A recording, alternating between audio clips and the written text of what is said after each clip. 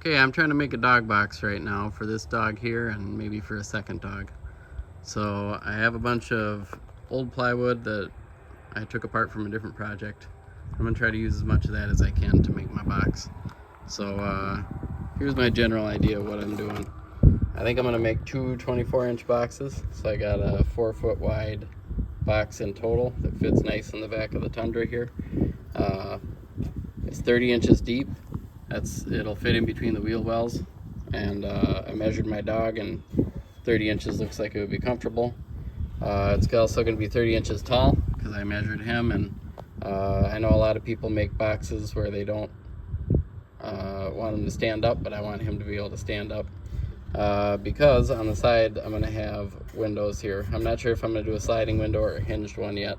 I'm going to figure that out later. And then I just have some handles on either end, and I still have to figure out venting.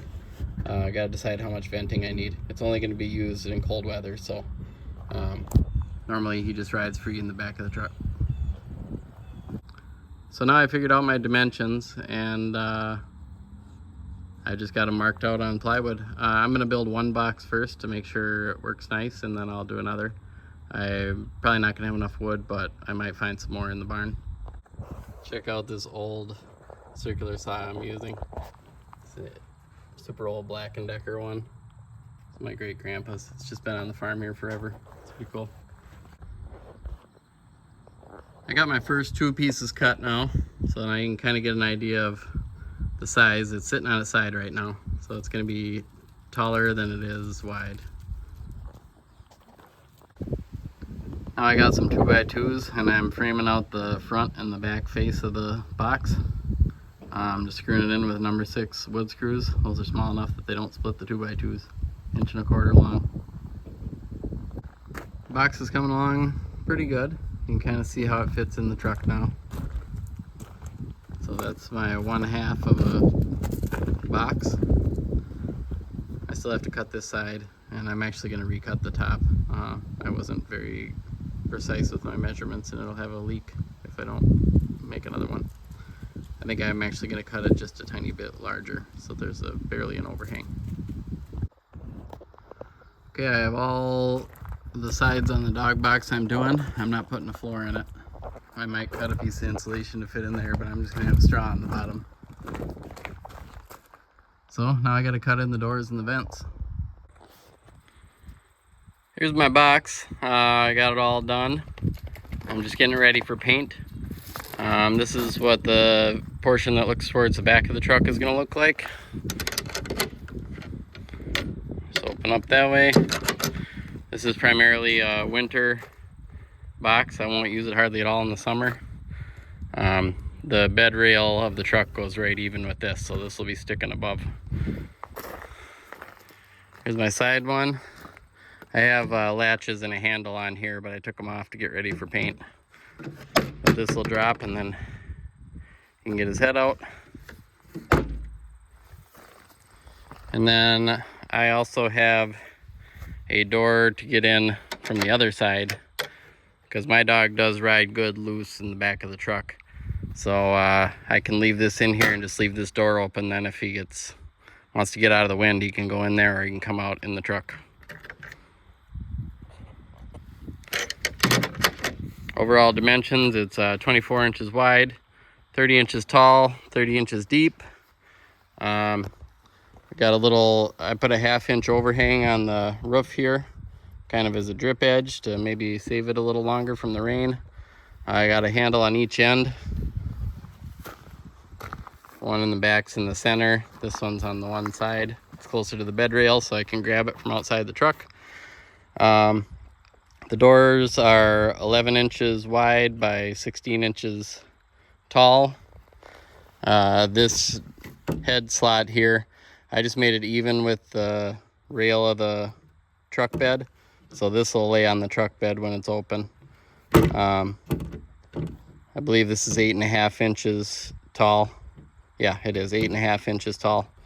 That should be plenty big for him. I reinforced the back of these because this is only 1/2 inch plywood, so hopefully it won't warp as bad. I did the same thing on the doors, one on each side. All I gotta do is paint it and it should be ready to go. Okay, here's my box with all the hardware on, and it's all painted. Just waiting it to final dry before I put it in the truck. But you can see how this works.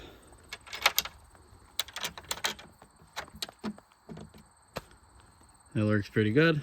I put a little leather strap here in the middle to pull it open. So leave it open to dry here. Here's the one that'll be facing the cab of the truck. Put the latch up higher so you can reach it over the bed easier. That's it. As far as the supply list, it takes 1.5 sheets of 1/2-inch plywood. So if you wanted to build 2 of these, it would take, you could do it with 3 sheets. 2 8-foot long 2x2s. Then probably, I just use scraps, but these are 1x4s that I used to support some stuff and reinforce some of that plywood. There's probably 8 feet or less of that in there. Other than that, I got 4 door latches. Depending on how you do it, you might, you know, latch it a different way or whatever. And then just a hole saw to screw your holes, and then a couple handles. And that's all it took. So hopefully that's helpful. As soon as we find another dog, I'm gonna build a second one exactly like it that attaches to it. That way I'll have room for 2 dogs, and I can easily get it out of the truck by myself by taking it apart in 2 pieces. Okay, we got quite a mess here to clean up, but other than that, the box is done.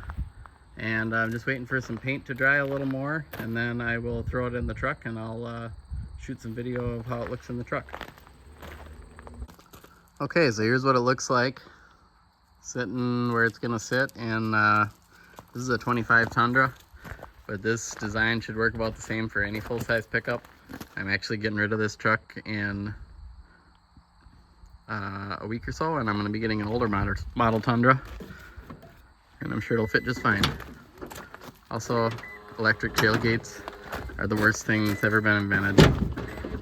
Don't ever buy a truck with one. Look at this. All that just to get the tailgate down. Okay, so there we go. I just have to figure out my strap-in points, and we'll go from there. I want to see what it looks like with the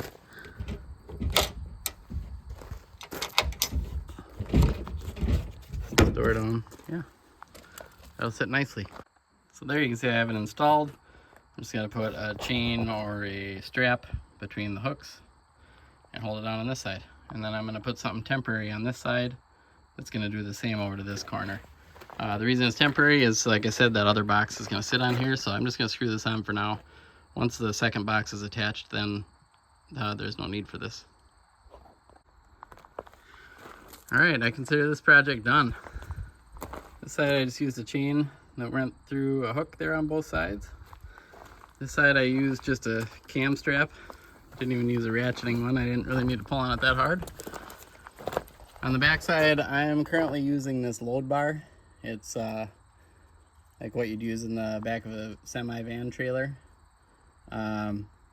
Just because I'm getting a new truck in a couple weeks, and I don't want to build something that's only going to work well with this truck.